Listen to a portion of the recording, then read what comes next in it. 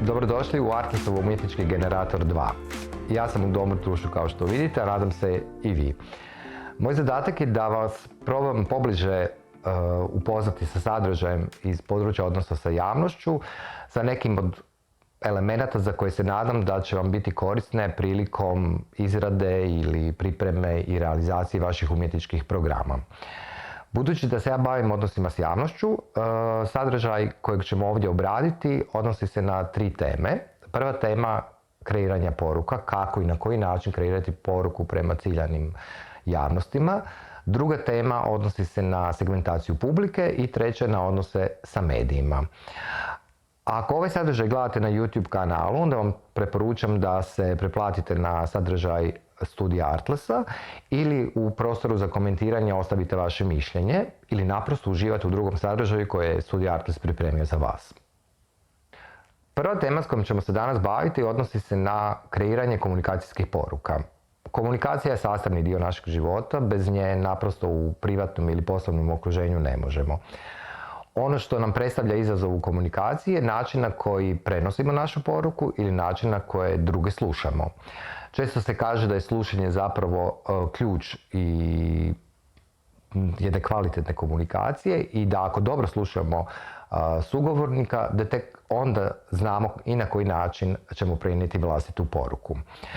U umjetničkim praksama poruku razvijemo na 2 načina. Razvijamo i kao umjetnički statement, odnosno nešto što nas je ponukalo, ideja koju smo kreirali i koju na koncu želimo prenijeti našoj publici, ali isto također i sadržaj našeg rada pokušavamo pretočiti u univerzalne riječi i rečenice, nešto za što očekujemo da će publika razumjeti i na koncu prihvatiti.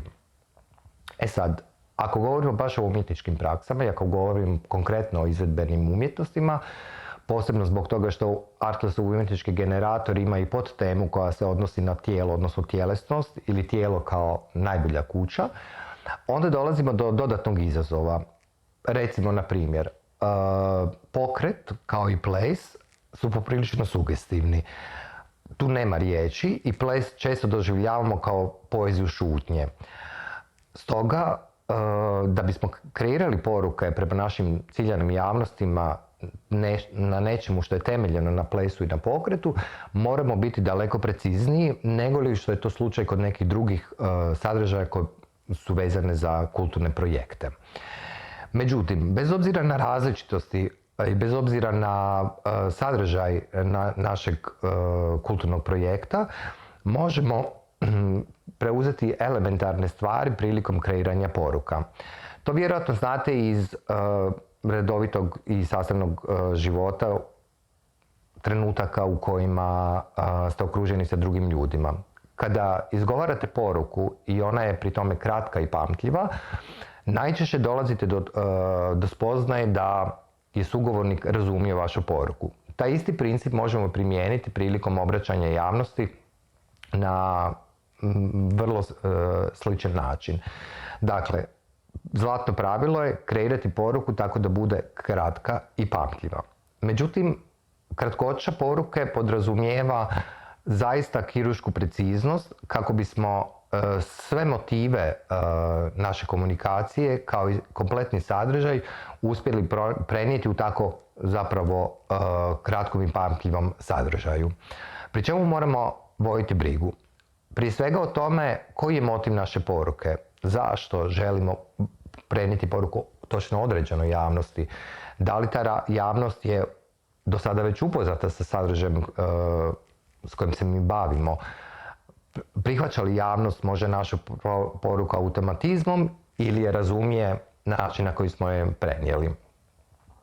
Kada pričamo o motivima, tu prije svega se možemo također vezati na nešto što se u području komunikacija koristi kod bilo koje druge organizacije. Ona ne mora biti iz područja kulture. Na primjer, ako uzmemo brendove koji dolaze iz područja bankarstva ili nekog drugog sektora koji je dosta važan za ljudsku egzistenciju, kao što je novac nažalost i jest, onda zapravo znamo da u porukama koje odašiljemo ciljanim javnostima sugeriramo motive koji se odnose na neku fizičku i mentalnu sigurnost. Ako u poruci koju nam konkretno ta organizacija šalje, a u njoj su sadržani upravo ovi elementi, možemo za pretpostaviti da će zapravo ciljana javnost dobro razumjeti tu poruku. E sad, kod projekata kao što su projekti iz kulture koji su prije svega autorski projekti ili projekti tima autora, dolazimo i projekti koji se naravno tiču možda neke druge sfere života, na primjer poglede na svijet, intimnih stanja, razumijevanja dakle određenih odnosa. Pretpostavimo da u tom smislu fizička ili materijalna sigurnost ili ugođaj nisu ključni motivi. Tu bismo zapravo stremili nekim drugim motivima, kao što su motivi nekog osobnog rasta ili razvoja, ili kao što su motivi priznavanja od strane drugih, utjecaja na neke druge, posebno u cilju ako želimo prenijeti neku poruku koja ima za cilj stvoriti neke dugoročne odnose. Ako to možda prevedemo u neki plastični format, ukoliko se projekt kojim se vi bavite odnosi sa odnosima među ljudima ili možda recimo stanjem ljubavi, onda je za vjerovati da ćete zapravo u poruci koristiti one ključne elemente koji će kod ljudi pobuditi dakle pozitivne osjećaje, koji će kod ljudi pobuditi zapravo potrebu za izražavanjem ljubavi ili potrebu za iskazivanjem ljubavi na različite načine. Pošto sam već ranije spomenuo tjelesnost kao podkontekst ovog projekta, onda se zadržimo dijelom i na tome. Pokret je također, sam već napomenuo, sugestivan i podložen je reinterpretaciji i u tom smislu kad govorimo o tijelu i tjelesnosti sigurno utječemo u svojim porukama na određene motive koji se tiču neke materijalne sigurnosti. Zbog toga što tijelo u određenom prostoru zaista treba se osjećati sigurno. Svaka vrsta nesigurnosti će prouzročiti zapravo određeni disbalans. S te strane tijelo možemo doživjeti kao kuću, kao što je i naslov dakle samog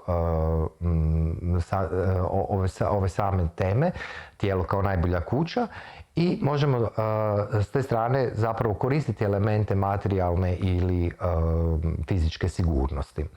Međutim, sam motiv je otprilike kao torta bez filea. Ako bismo ubacili unutra neku kremu, ako bismo cijeloj toj torti dali neki određeni sadržaj, odnosno neki određeni okus, onda zapravo uz te motive pridružujemo im i određene apele. U komunikacijama ti apeli, koje onda kačimo na određene motivacijske poruke, u sebi sadrže dakle neke elemente, odnosno baziramo ih na određenim elementima. Najčešće su to 4 različita elementa i od njih 2 možda i najupečatljivija. Jedan je humor, s druge strane je seks. Kad kažem seks, pri tome mislim na tome da su poruke koje odašiljemo imaju dakle nekakav strastven, seksi, vrlo glamurozan pristup. Osim humora i seksi apela, tu su još i apeli koji se odnose na strah ili krivnju. Takve apele često pridružujemo onim porukama u kojima nastojimo utjecati na druge ljude. Da zaključim, komunikacijske poruke prije svega sadržajno moraju biti vezane uz naravno autorstvo, odnosno na projekt na kojem radite. Moraju biti univerzalne, moraju biti kratke i moraju na bilo koji način korespondirati sa onim što je sadržaj vašeg projekta, ali publikom koji se obraćate. I za kraj, prilikom kreiranja komunikacijskih poruka vodite zaista brigu o jednom, ali značajnom, ali gotovo sitnom detalju. Poruku uvijek komunicirate onim jezikom s kojim komunicirate sa svojima najbližnjim.